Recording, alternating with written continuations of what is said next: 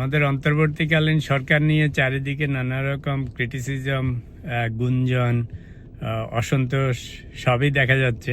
আসলে আমাদের দেশ হচ্ছে গণতন্ত্রের দেশ। গণতন্ত্রে মেজরিটি যখন একটা গভর্নমেন্ট সেট করে তখনও নানা রকমের ক্রিটিসিজম হয়, বিরোধিতা হয়। আর এখন তো হচ্ছে অন্তর্বর্তীকালীন সরকার, যদিও নিরপেক্ষ সরকার, কিন্তু অল্প কিছু লোক মিলে সেই সরকার গঠন করেছে, এমন না যে মেজরিটি পিপল করেছে।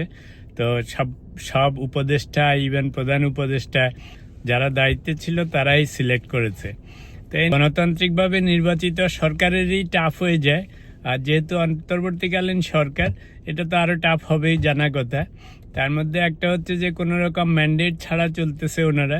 নির্দিষ্ট কোনো এখনো মিশন, ভিশন বা ম্যান্ডেট দেখাচ্ছে না যে কতদিন পাওয়ারে থাকবে, কি কি লক্ষ্য অর্জন করবে। সেগুলি দিলে পরে হয়তো মানুষের মধ্যে আরেকটুখানি পেশেন্স থাকতো।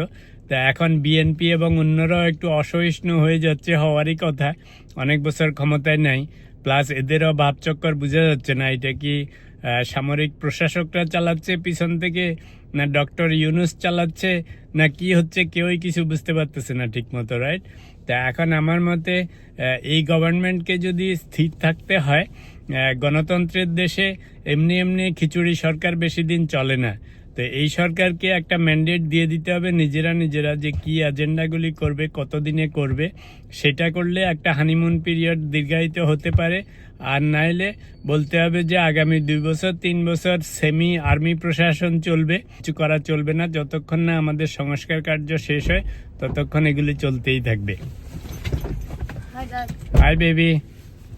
অনেকে বিএনপির উপর বিরক্ত, যে বিএনপিকে দোষারোপ করতেছে যে ওরা এখন হাসিনাদের প্রেসিডেন্টকে পছন্দ করে বা ইলেকশনের কথা বলতেছে, কিংবা আওয়ামী লীগের সাথেও ইভেন জোট বান্ধার কথা বলতেছে।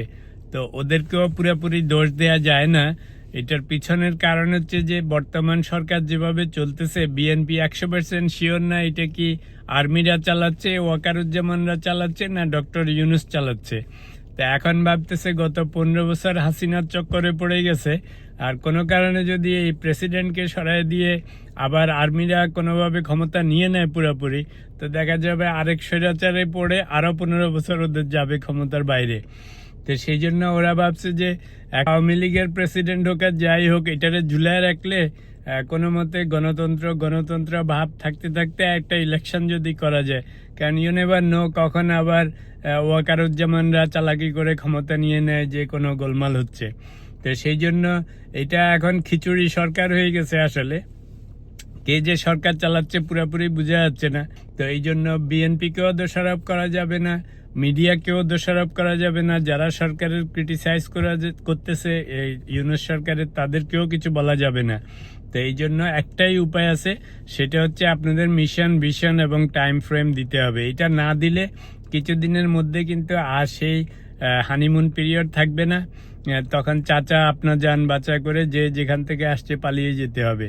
তো এখনো সময় আছে, সাধু সাবধান।